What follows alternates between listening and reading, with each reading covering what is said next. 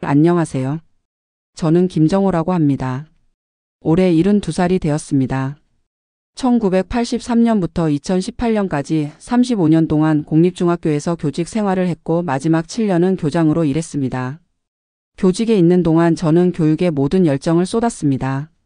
학생들에게 지식만이 아니라 올바른 인성과 가치관을 심어주기 위해 노력했죠. 특히 교감이 되고 교장이 되면서는 학교 전체가 배움의 즐거움을 느낄 수 있는 공간이 되도록 많은 혁신을 시도했습니다. 제가 처음 교직에 발을 들인 것은 저희 중학교 국어 선생님 때문이었습니다. 가정 형편이 어려워 공부에 집중하기 힘들었던 저에게 그분은 항상 응원을 아끼지 않으셨어요. 정호야, 넌 글을 참 잘 쓴다. 선생님이 되면 어떨까? 그 한마디가 저를 교직의 길로 이끌었습니다. 대학에서 국어 교육을 전공하고 첫 발령을 받았을 때의 설렘은 지금도 생생합니다. 처음 맡은 중학교 1학년 담임반 아이들이 아직도 기억납니다.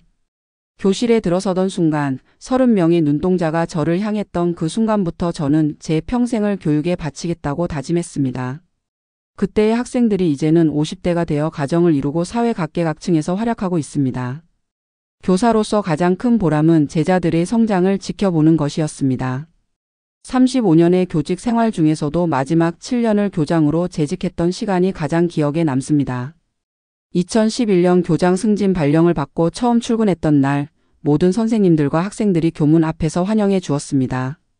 그때 느꼈던 책임감과 사명감은 퇴직할 때까지 저를 지탱해주는 원동력이 되었습니다. 제가 교장으로 있는 동안 우리 학교는 지역에서 가장 혁신적인 교육과정을 운영하는 학교로 인정받았습니다. 학생 자치활동을 강화하고 토론 중심 수업을 도입했으며 매년 독서 캠프를 열어 아이들의 사고력을 키웠습니다. 교장실 문은 항상 열려 있었고 학생들이 자유롭게 찾아와 대화할 수 있도록 했습니다.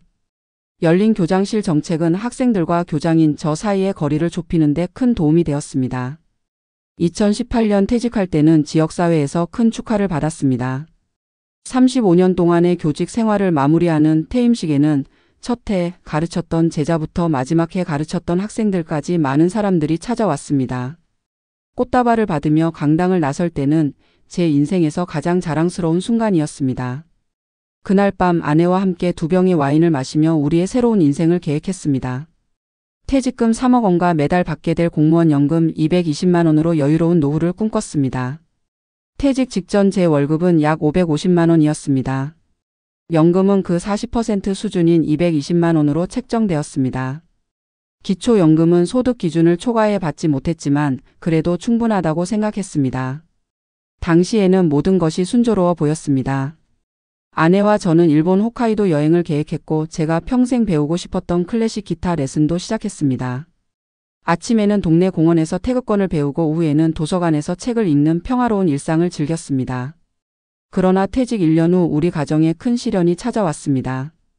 둘째 아들이 2017년부터 운영하던 IT 스타트업 회사가 코로나 이후 경영난을 겪다가 결국 파산하게 된 것입니다. 처음 아들이 회사를 설립할 때 저는 2억 원의 대출에 연대 보증을 섰습니다. 아들은 걱정 마세요, 아버지.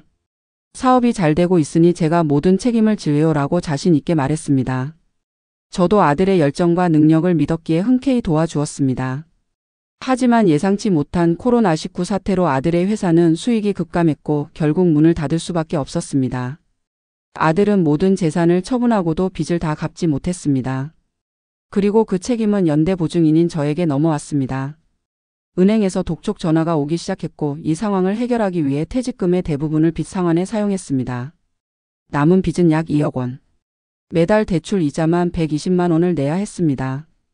월 220만 원의 연금에서 120만 원의 이자를 내고 나면 아내와 생활비로 남는 건 겨우 100만 원뿐이었습니다. 그마저도 전립선 비대증과 당뇨병 관리를 위한 병원비와 약값으로 30만 원 정도가 지출되었습니다. 결국 생활비는 70만 원으로 줄었고 이것만으로는 두 노인이 생활하기에 턱없이 부족했습니다. 아내는 처음에 아들의 빚을 갚기 위해 퇴직금을 사용하는 것에 강하게 반대했습니다.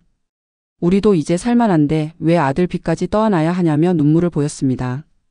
결혼 45년 만에 처음으로 큰 다툼이 벌어졌습니다. 아내는 몇 날 며칠을 말도 걸지 않았고 저는 거실 소파에서 잠을 잤습니다. 하지만 결국 아내도 상황을 받아들였습니다. 당신이 결정한 거니까 따를게요. 하지만 앞으로는 함께 상의해요. 라고 말했을 때 저는 아내의 넓은 마음에 깊은 감사를 느꼈습니다. 빚을 갚기 위해서는 추가 수입이 필요했습니다. 제 나이에 취업은 쉽지 않았고 교육 관련 아르바이트를 찾아보았지만 기회가 많지 않았습니다. 몇 차례 학원에 이력서를 넣었지만 선생님 같은 분은 너무 과분하십니다. 라는 정중한 거절만 돌아왔습니다. 가끔 특강 요청이 들어오기도 했지만 그것만으로는 안정적인 수입을 기대할 수 없었습니다. 그러던 어느 날 아침 산책을 하다가 한 할아버지가 카트를 끌고 다니며 폐지를 모으는 모습을 보았습니다. 처음에는 그저 지나쳤지만 문득 나도 할 수 있지 않을까라는 생각이 들었습니다. 집에 돌아와 인터넷으로 폐지 수집에 대해 조사했습니다. 킬로그램당 100원에서 150원 정도에 팔 수 있고 하루에 열심히 하면 만원에서 2만원 정도의 수입을 올릴 수 있다는 것을 알게 되었습니다. 결심을 하기까지 이틀 밤을 뜬 눈으로 지새웠습니다. 교장 선생님이 폐지를 줍는다니 얼마나 창피한 일인가라는 생각과 가족을 위해서라면 무슨 일이든 해야 한다는 생각이 충돌했습니다. 결국 가족을 위한 마음이 이겼고 2020년 6월에 어느 새벽 처음으로 폐지를 주우러 나갔습니다. 첫날은 정말 힘들었습니다. 낡은 운동복을 입고 모자를 깊게 눌러쓰고 마스크까지 착용한 채 집을 나섰습니다. 동네 뒷골목에서 버려진 박스를 발견했을 때 심장이 빠르게 뛰었습니다. 주변을 두리번거리며 아는 사람이 없는지 확인하고 떨리는 손으로 박스를 주웠습니다. 그날 아침에 주운 폐지는 3kg 정도였고 수익은 고작 450원이었습니다.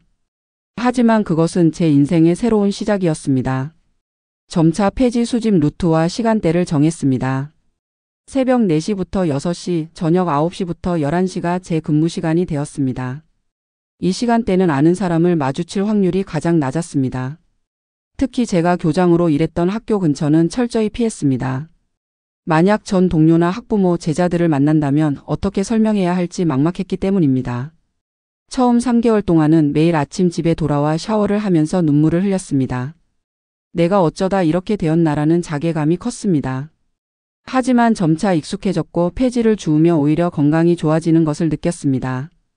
당뇨병 진단 후 의사가 권한 운동을 매일 할 수 있게 된 것입니다. 매일 아침 저녁으로 10km씩 걷다 보니 혈당 수치가 안정되었고 체중도 7kg 정도 줄었습니다. 하지만 건강상의 어려움도 있었습니다. 전립선 비대증 때문에 화장실을 자주 가야 했는데 폐지를 주우러 다니는 동안에는 공공화장실을 찾아 헤매야 했습니다. 편의점이나 공원 화장실을 미리 체크해두고 그 주변으로 루트를 정했습니다. 겨울에는 특히 힘들었습니다. 손가락이 얼어붙는 듯한 느낌이 들 때도 있었고 눈이 오는 날에는 폐지가 젖지 않도록 비닐봉지를 항상 준비해야 했습니다. 6개월 정도 지나자 요령이 생겼습니다. 동네 슈퍼마켓, 편의점, 약국 등에서 나오는 박스의 배출 시간을 알게 되었고 아파트 단지 재활용 수거일도 파악했습니다. 특히 월급날 직후 주말에는 대형 가전제품 박스가 많이 나온다는 것도 알게 되었습니다. 이런 정보들을 활용해 효율적으로 폐지를 모을 수 있었습니다. 한 가지 중요한 것은 절대 다른 폐지 줍는 분들의 영역을 침범하지 않는 것이었습니다. 동네마다 오래전부터 폐지를 모으시는 어르신들이 계셨고 그분들의 구역은 피해 다녔습니다. 때로는 멀리까지 가야 했지만 서로의 생존을 위해 지켜야 할 예의라고 생각했습니다. 1년이 지나자 월 평균 45만 원의 수입이 생겼습니다. 이 추가 수입 덕분에 생활이 조금 나아졌고 아내와 함께 가끔 외식도 할 수 있게 되었습니다. 아내는 처음에 제가 폐지를 줍는 것을 알고 많이 울었지만 이제는 매일 아침 도시락을 준비해 줍니다. 김밥과 과일, 물을 싸주고 조심히 다녀오세요라고 인사해 줄 때면 가슴이 뭉클해집니다. 주간에는 전혀 다른 삶을 살았습니다. 일주일에 2번 지역교육청 자문위원으로 활동했습니다. 그날은 넥타이를 메고 정장을 입고 당당하게 회의에 참석했습니다. 자문료는 회의 한 번당 10만 원 정도로 많지 않았지만 교육자로서의 정체성과 자존감을 지키는 소중한 시간이었습니다. 회의실에서 김 교장 선생님, 이 문제는 어떻게 생각하십니까? 라는 질문을 받을 때면 새벽에 폐지를 줍던 제 모습이 꿈만 같았습니다. 하지만 두 개의 다른 삶을 사는 것은 늘 위험이 따랐습니다. 한 번은 제가 폐지를 주우러 다니던 중 예전에 우리 학교에 다녔던 제자가 운영하는 카페 앞을 지나게 되었습니다. 그 앞에 버려진 박스를 주우려던 찰나 카페 문이 열리며 그 제자가 나왔습니다. 저는 급히 고개를 돌리고 반대 방향으로 걸어갔습니다. 다행히 그 제자는 저를 알아보지 못했지만 그날 밤 식은땀을 흘리며 잠을 이루지 못했습니다. 또 한 번은 교육청 회의가 끝나고 나오다가 전날 밤 폐지를 주었던 동네 슈퍼 주인과 마주쳤습니다. 그 주인은 저를 유심히 보더니 어디서 뵌 것 같은데? 라고 말했습니다. 저는 제가 이 지역에서 오래 살아서 그럴 겁니다. 라고 얼버무리고 급히 그 자리를 피했습니다. 이런 일들이 있을 때마다 저의 이중생활이 들통날까봐 두려웠습니다. 가장 힘든 순간은 딸의 결혼식 때였습니다. 2021년 5월 우리 딸이 결혼했는데 사위 측에서 호텔 결혼식을 원했습니다. 저는 폐지를 주어 모은 돈으로 딸에게 작은 예물이라도 해주고 싶었지만 그럴 여유가 없었습니다. 결혼식장에서 사위 아버지가 교장 선생님이셨다면서요? 퇴직하시고 뭐하고 지내세요? 라고 물었을 때 저는 교육청에서 자문 일을 하고 있습니다. 라고만 대답했습니다. 그날 밤 혼자 화장실에 가서 울었던 기억이 납니다. 하지만 폐지를 줍는 일이 모두 부정적인 것만은 아니었습니다. 점차 환경보호에 기여한다는 보람도 느끼게 되었습니다. 한 달에 약 900kg의 폐지를 수거하는데 이것이 나무 15그루를 살리는 효과가 있다는 것을 알게 되었습니다. 경제적 필요에서 시작한 일이 환경보호라는 더 큰 가치로 이어진 것입니다. 또한 폐지를 주우며 만난 다른 노인분들과의 교류도 소중한 경험이 되었습니다. 처음에는 서로 경계하며 인사도 제대로 나누지 않았지만 점차 서로의 구역을 존중하며 가끔 이야기를 나누게 되었습니다. 78살의 박 할아버지는 전직 택시기사셨는데 퇴직 후 12년 동안 폐지를 모으며 손자 대학 등록금을 마련하셨다고 합니다. 그분의 이야기를 들으며 큰 용기를 얻었습니다. 35년간 교장 선생님으로 존경받던 제가 이제는 아무도 알아보지 못하는 폐지 수집가가 되었습니다. 예전에는 제가 지나갈 때마다 인사를 건네던 사람들이 이제는 저를 그냥 지나칩니다. 처음에는 이 익명성이 서글펐지만 묘하게도 이제는 일종의 자유로움을 느낍니다.